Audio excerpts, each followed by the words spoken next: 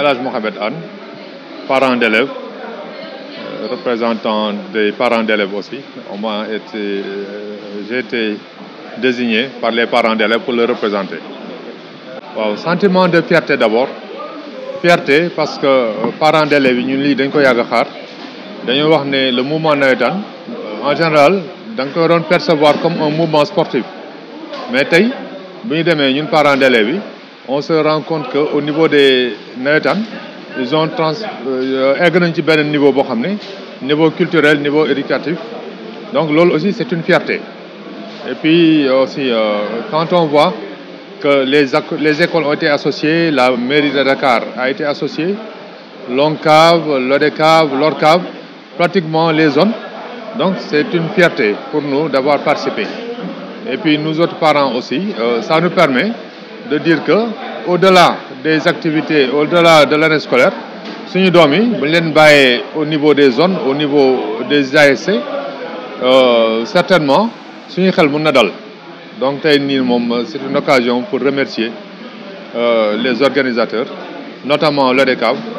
ak les zones. Man ci zone 3 la bokk. Donc ñu ngi remercier bu baax suñu zone bi ñuy jógee ak au-delà de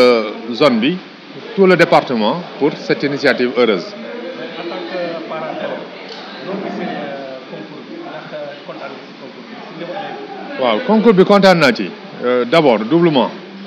Premièrement sur le plan organisationnel, déjà au niveau de la zone bi ñu koy organiser, les directeurs d'école ont été associés, le comité scientifique a été associé et même les directeurs d'école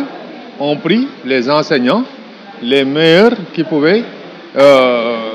accompagner les enfants. Donc d'abord sur le plan même technique, ils ont choisi benn dictée boo xam ne ça faisait appel à plusieurs notions, aussi bien grammaticales, conjugaison, orthographe et autres. Et puis ils ont pris la peine de corriger et de conseiller les élèves pour que ñu éviter yenn fautes yi.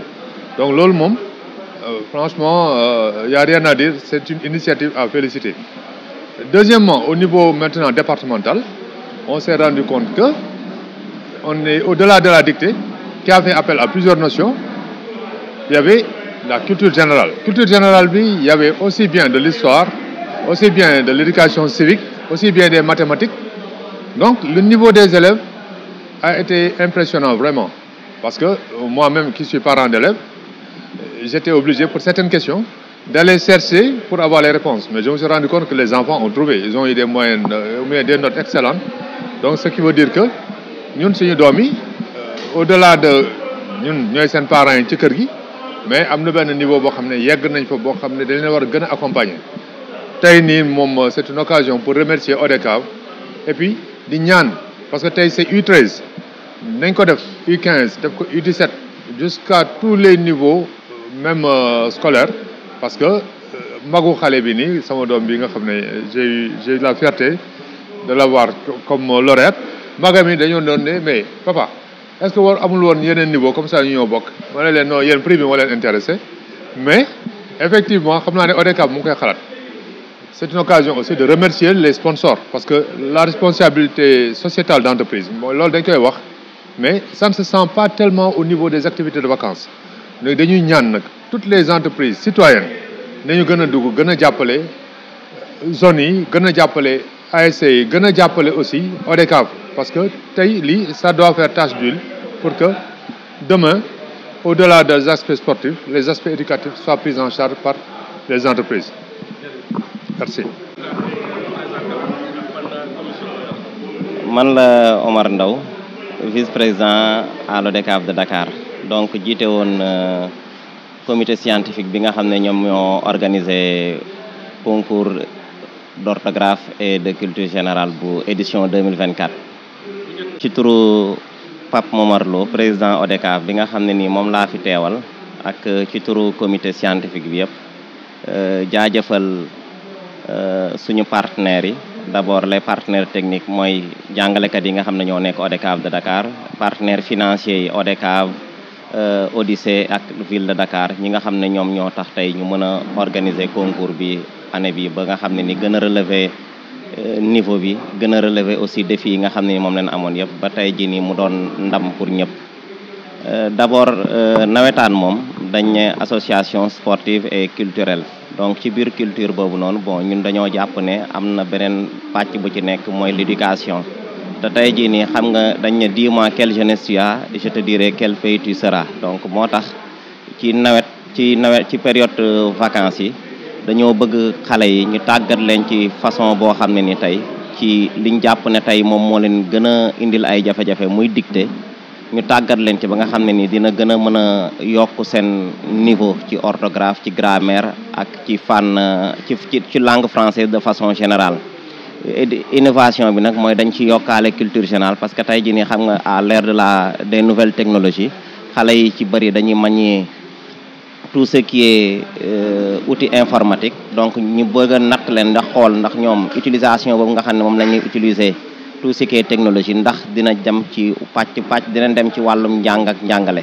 donc ndax dañ gëstu ci loo xam ne dafa am en rapport ak seen environnement immédiat dafa am en rapport aussi ak éducation ba moo tax question yi dafa niveau yi kaweew na trop mais terewul am nañ ci élèves yi ñoom participants yi ñoom ñëpp ku nekk am nga ci note bu baax a baax a baax am na ci ñu bëri ci ñoom am nañ moyenne ba pour ñu départager la woon finalement dañoo mujj jël sax yeneen critère pour kii leen ko donc dañoo lii daal firnde la ne nawetaan moom yemul kese ci sport mais lépp loo xam ne nii dafa am utilité pour la société ñun au niveau de l'ODCAV de Dakar ñu ngi ciy dugal chaque année ci lu ñu mën. ñëpp ku nekk am nga kit scolaire boo xam ne nii tout ce qui est matériel ak bu mu mënta doon cahier bic matériel de géométrie ak yëpp loo xam ne moom la war a àndal saag ak lépp dañoom ñëpp jox nañ leen ko. beneen bi ci des mooy ki nga xam ne nii moom mooy jël premier ci concours bi am na bourse bu 100 000 francs ki ci topp am 75 000 francs keneen ki jël troisième am 50 000 francs léegi nag quatrième ba 28e bi aussi am na kit scolaire ak enveloppe financière bu 25 000 francs mais loolu nag su mënee suñ ko mënee def parce que ak organisation beeg yëpp su mënee nekk